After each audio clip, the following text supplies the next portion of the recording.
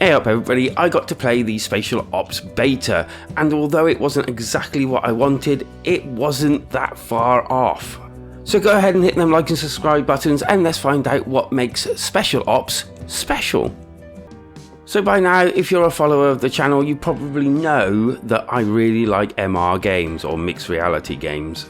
Partially because whilst playing VR games, whilst I actually feel safe in them, there's always that niggling in the back of your head that you might hit something or something of the like. So I found that I relaxed a little bit more within an MR game. But the problem that I found was there weren't many like shooters or anything like that. They're all slower games, things that you sit down and play or just generally wander around slowly.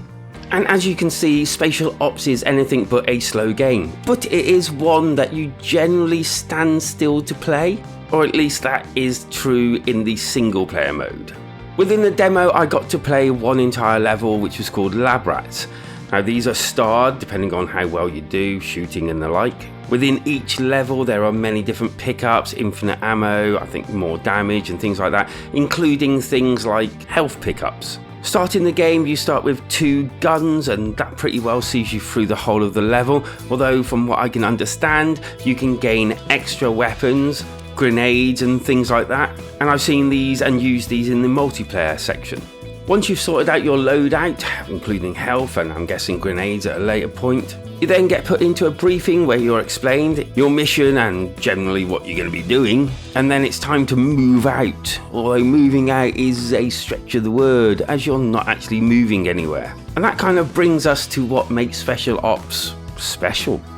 You're stood still in the grid and basically all around you, including up, portals will open. Your handler speaks to you as you go along, explaining different things, and in this mission you have to save scientists which will run towards you and sometimes even speak to you, making sure you're aware of your surroundings, although you do get told quite often which direction to look in. The action is actually surprisingly fast paced and you will be turning and looking up and different things all the time, as well as trying to shoot all the power-ups and the like. At its core, Spatial Ops is basically like Time Crisis, but I firmly believe that this is a genre-changing game, with a classic core being brought right up to date for modern players.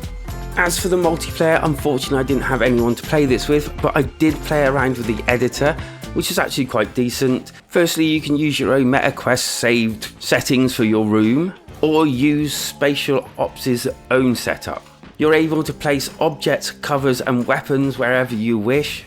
Use kind of multiple rooms, although if you don't have a big environment, it kind of doesn't work as well. As if you use bots, which is what I had to use, they kind of like go outside the environment. But I'm guessing if you've got real people, that possibly won't happen for obvious reasons.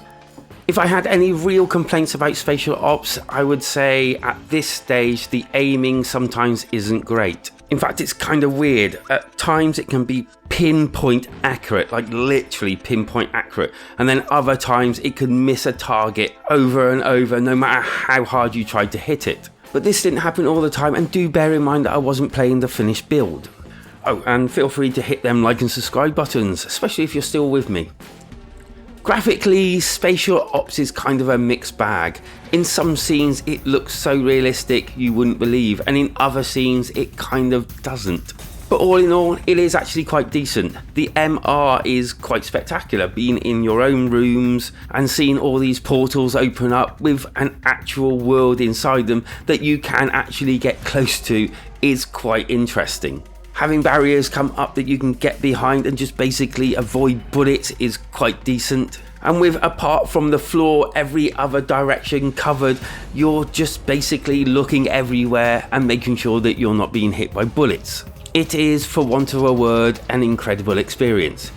Sound wise, it's not too bad, the music wasn't too bad, all the effects and everything, the speech was very appreciated. We were created to combat the extraterrestrial threats recently appearing here on Earth. And added to the atmosphere as you went through the game, as well as the briefings. The guns were all impactful and sounded right, and all the other little FXs were pretty well done.